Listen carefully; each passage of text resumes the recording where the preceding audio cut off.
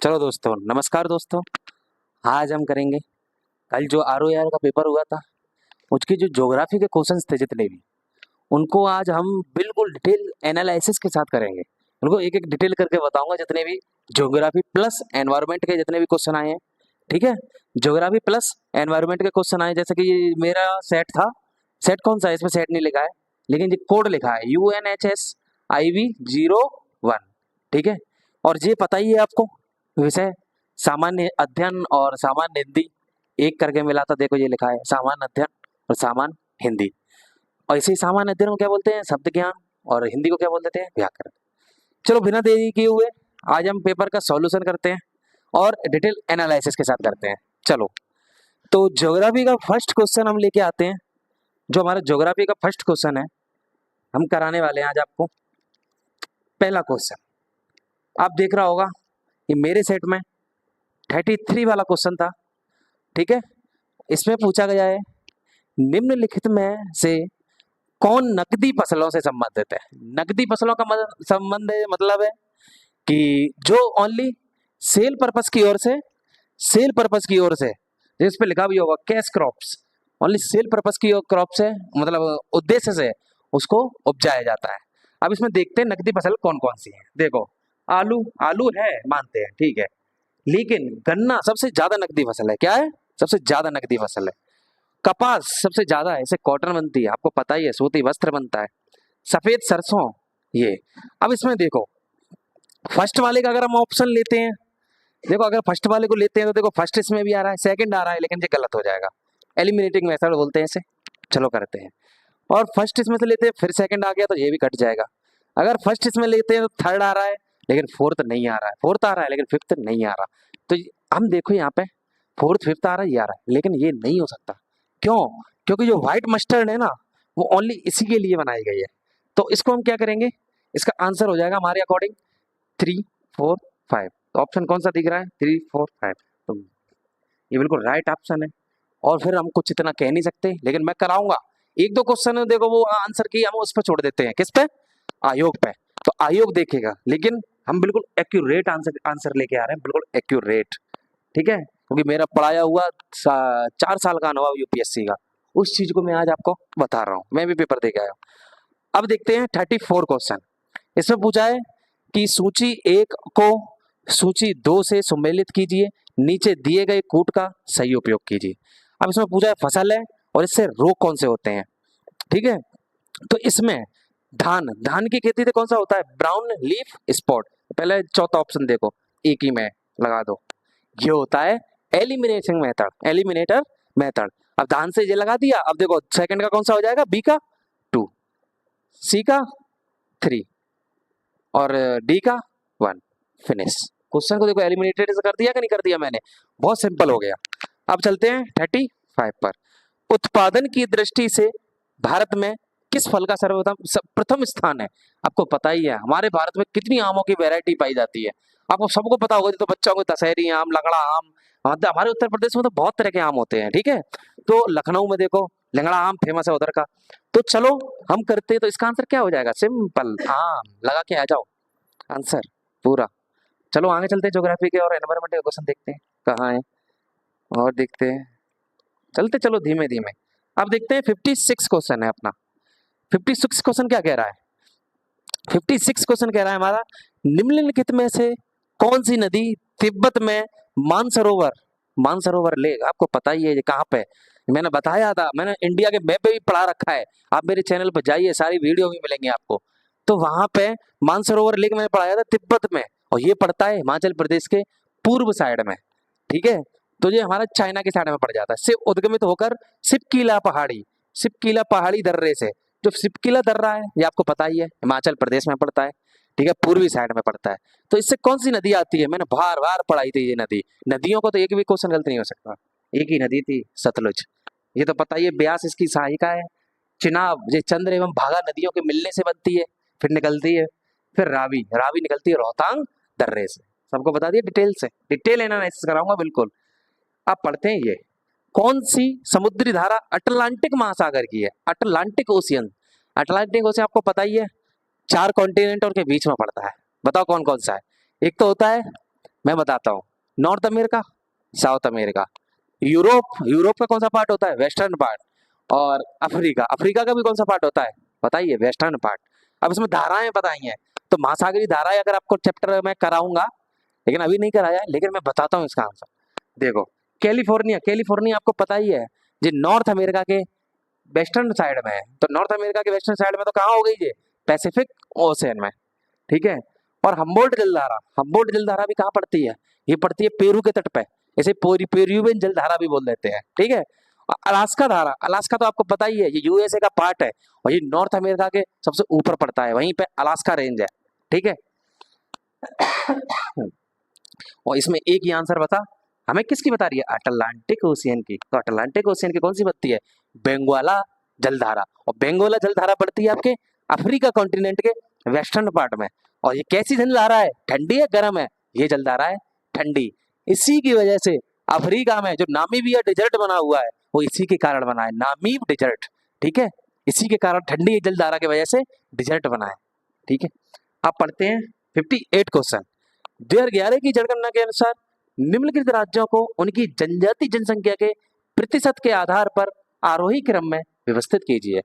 तो आरोही क्रम में व्यवस्थित करना है, मतलब असेंडिंग, सबसे बड़ा, छोटा, फिर उससे छोटा, फिर उससे छोटा। तो सबसे ज्यादा जनजाति कहाँ रहती है? मेघालय। उसके बाद मध्य, उससे मतलब उससे कम मध्य प्रदेश, उससे कम महाराष्ट्र, लास्ट में राजस्थान। तो लास्ट में राजस्थान कहाँ दिख रहा है? थर्ड वाले में, ये रहा, सी आंसर। ओके, चलो आगे चलते हैं। 59 क्वेश्चन। 59 वाला जो क्वेश्चन है, ये निम्नलिखित युग्मों से सही सुमेलित नहीं करना है, नहीं, यहीं से पढ़ना पड़ता है क्वेश्चन को। चलो, सिपकीला, सिपकीला तो मैंने बता ही दिया था, हिमाचल प्रदेश में। नाथुला, नाथुला सिक्किम में, बिल्कुल राइट है। शिमला, ये भी उत्तराखंड में, राइट है। और जोजिला, जोजिला आपको पता होगा जम्मू एंड कश्मीर में पड़ता है, ठीक है। जोजिला जम्मू एंड कश्मीर में पड़ता है। ये किस दोनों, इसका मार्ग कौन सा है बताइए? जम्मू से श्रीनगर जाते तो कौन सा पड़ता है? बनिहाल, ठीक है। और श्रीनगर से आप कारगिल जाओगे तब पड़ता है जोजिला दर्रा। क्या बोलता है? जोजिला। तो ये कहाँ आ गया? ये गलत हो गया कि नहीं हो गया? तो आंसर हमारा कौन सा सही होगा इसमें? जोजिला। क्यों सही सही नहीं है वो बता रहा था। अब पढ़ते हैं और क्वेश्चंस के बारे में। निम्नलिखित में से किसका नाम येलामाला है? येलामाला, ये मैंने आपको इतनी पहाड़ी पढ़ाई थी, मैंने आपको नीलगिरी की हिल्स पढ़ाई थी, अन्नामलाई हिल्स पढ़ाई थी, अन्नाई मुड़ी बोलते हैं उसकी छोटी है सबसे बड़ी, उसी के नीचे पढ़ाई थी कार्डेडम, कार्डेडम पहाड़ी, इसको बोलते हैं इलायची पहाड़ी। और इसी को क्या बोल देते हैं हम? इसी को बोल देते हैं येलामाला। तो कौन सी हो जाएगी? कार्डेडम पहाड़ी, कार्डेमम पहाड़ियां। निम्नलिखित युग्मों वृत्त क्षेत्र में कौन सा एक सही सम्मिलित नहीं है? चलते हैं हम आगे। सुंदरी वृक्ष, जो सुंदरी वृक्ष सबको पता है, सुंदर, सुंदरबन डेल्टा, राइट है। सागौन, प्रायद्वीप के पश्चिमी, ओके राइट है, क्योंकि सागौन का वृक्ष पर्णपाती वन है, ठीक है। पर्णपाती वन है तो तुम्हें पता है, ये मानसून जहां सबसे ज्यादा आएगा तो वहां वेस्टर्न घाट का पश्चिमी भाग है या नहीं है? राइट है, ओके। साल, भारतीय प्रायद्वीप के उत्तर पूर्वी भाग है, राइट है। देवदार, देवदार आपको पता ही है ऊंचाइयों पर पाया जाता है। ये पाया जाएगा आपका कहाँ पे पता है आपको? सबसे ज्यादा हिमालय रेंजन में। ये शीतोष्ण कटिबंधीय पौधा है, इसलिए कहाँ पाया जाता है? हिमालय के भाग में, ठीक है, नीलगिरी की पहाड़ियों में। निम्नलिखित में कौन सा स्थानीय तूफान बंगाल असम में चाय व चावल की खेती के लिए लाभदायक है? आप बताइए। इसमें होगा मैंगो साबर, तो असम में आती, वो केरला में आती है, सॉरी, मैंगो साबर किस में आती है? केरला में। किसके लिए होती है? आम की फसल को पकने में मदद करती है, ठीक है। इसके लिए आंसर होगा नॉर्वेस्टर, ठीक है। अब पढ़ते हैं 63वां क्वेश्चन। 2011 की जनगणना के में भारत में निम्नलिखित केंद्र शासित प्रदेशों में किसकी साक्षरता दर उच्चतम है? किसकी है बताओ? सबसे ज्यादा है यहाँ पे लक्षद्वीप की। किसकी है? लक्षद्वीप की। निम्नलिखित में से कौन सा दीप्त पिंड नहीं है जो चमकता नहीं है? Lighting not. सूर्य चमकता है, मोमबत्ती की ज्वाला चमकती है, विद्युत लैंप जलती है, चंद्रमा क्या है? क्या है ये बताइए? क्योंकि सूर्य हमारा क्या है? सूर्य तो क्या है? एक तारा है, ठीक है। और जो हमारी पृथ्वी है क्या है? प्लेनेट है। इसका मतलब उपग्रह है ये, क्या है? उपग्रह। ग्रह हमारा क्या है? पृथ्वी। चलो अब हम आगे चलते हैं, आगे का क्वेश्चन देखते हैं। हमारा आगे का क्वेश्चन होगा आपका, कहाँ गया, ये रहा। निम्नलिखित में से कौन सी एक रबी की फसल नहीं है? कौन सी रबी की फसल नहीं है? तो रबी की फसल नहीं है, उसको आज हम बताते हैं कौन सी नहीं है। मसूर है, चना है, मैंने पढ़ाता था इतने दिन। सेम की फली है। रबी की फसल तो पहले पता होनी चाहिए कब आती है, ये सर्दियों के मौसम में उपजाई जाती हैं। ठीक है, इसमें आएगा आंसर मूंग। कौन सा? मूंग। अब चलते हैं ये वाला। निम्नलिखित में से किस तत्व की कमी के कारण पौधे पीले हो जाते हैं और उनमें वृद्धि कम हो जाती है? मैंने मिट्टियां पढ़ाई थी, तो मिट्टियों में मैंने बार बार कहा था कि अगर इनमें सबसे मिट्टी में सबसे ज्यादा कमी किसकी रहती है? Nitrogen, phosphorus. तो इसमें भी किसकी कमी होगी? इसमें सबसे ज्यादा नाइट्रोजन की कमी होगी। नाइट्रोजन की कमी हो जाएगी तो पत्तियां कैसे कम हुई? कैसी पड़ने लगेंगी? पीली, येलो पड़ने लगेंगी। ठीक है, नाइट्रोजन की कमी से। अब चलते हैं आगे, ये देखते हैं 96 क्वेश्चन कह रहा है हमारा, कोकोआ बागानी फसल है, देश का नाम। कोकोआ नाइजीरिया, राइट है। रबड़ मलेशिया, राइट है। कहवा उज्बेकिस्तान, रॉन्ग। क्यों? क्योंकि कहवा कहाँ की है? ब्राजील। कहते हैं ना ब्राजील को कॉफी कॉफी पोर्ट भी है वहां पे। कौन सा है बताओ? फेजेंडा कॉफी के बागान बोले जाते हैं उन्हें, उन्हें बोला जाता है सेंटोस, साओ पालो, हाँ सॉरी। ठीक है, अब इसमें देखते हैं, अब इसमें देखते हैं तस्मानिया को ऑस्ट्रेलिया से अलग करता है। तस्मानिया नीचे पड़ता है, तस्मानिया सागर से इधर इंडियन ओशन जुड़ जाता है। वो कौन सी संधि है? बॉस जल संधि। ठीक है, कौन सी? बॉस जल संधि। अब इसे देखते हैं, विश्व जनसंख्या के संदर्भ में निम्नलिखित खतरों पर विचार कीजिए। ब्राजील दक्षिणी अमेरिका में देशों में सबसे अधिक जनसंख्या रखता है, वो तो वैसे ही सबसे बड़ा दिखता है, तो बिल्कुल राइट है। एशिया महाद्वीप उच्चतर जनसंख्या वृद्धि दर रखता है, नॉट, रॉन्ग। सबसे ज्यादा जनसंख्या वृद्धि दर रखता है अफ्रीका, मतलब इसे क्या बोलते हैं? जनसंख्या वृद्धि दर को ग्रोथ रेट। अफ्रीका विश्व का सर्वाधिक सघन बसा महाद्वीप है, रॉन्ग। सबसे सघन महाद्वीप कौन सा है? एशिया, जो उल्टा हो गया यहाँ पे, तो एक सही होगा बस। ठीक है, अब चलते हैं लास्ट क्वेश्चन, ये 99वें क्वेश्चन की ओर। निम्नलिखित में से किस वस्तु का हिस्सा निर्यात में सर्वाधिक है भारत में? इंजीनियर। ये हमारा लास्ट पेज बचा हुआ है, बस इतने ही क्वेश्चंस थे ज्योग्राफी के। उत्तर प्रदेश में कौन सा कृषि जलवायु क्षेत्र जलवायु परिवर्तन के प्रभावों विशेषकर कृषि के प्रति सबसे अधिक संवेदनशील है? कौन सा है? बुंदेलखंड क्षेत्र। क्यों? क्योंकि उत्तर प्रदेश में 9 कृषि जलवायु क्षेत्र पाए जाते हैं, उसमें जो बुंदेलखंड क्षेत्र है वो कृषि के लिए संबद्ध भी है। 2011 की जनगणना के अनुसार निम्नलिखित में से किस केंद्र शासित जनसंख्या घनत्व सर्वाधिक है? पुडुचेरी। वैसे दिल्ली का था, लेकिन इसमें दिल्ली ऑप्शन नहीं है, तो पुडुचेरी लगाएंगे हम। कौन सा लगाएंगे? पुडुचेरी। ऊर्जा का 10% का नियम, जो एनवायरमेंट का क्वेश्चन है, 10% का नियम। ऊर्जा अपचयन उपापचयी क्रियाओं में 10% कम हो जाती है, 90% कम हो जाती है, 10% का नियम लिंडमैन द्वारा दिया गया था। जली चक्र को नियंत्रित करता है। जली चक्र को तो आपको पता ही है, जो हमारे प्यारे फॉरेस्ट है उन्हें वन बोला जाता है, Amazon forest, lungs of earth. Parana portal का क्या उपयोग है? पराना पोर्टल का राष्ट्रीय स्वच्छ वायु कार्यक्रम की निगरानी के लिए किया जाता है। ठीक है, निम्नलिखित में से कौन सा एक स्थल रुद्ध लैंडलॉक्ड बंदरगाह है? देखो विशाखापट्टनम कहाँ पड़ता है? आंध्र प्रदेश तट पे है।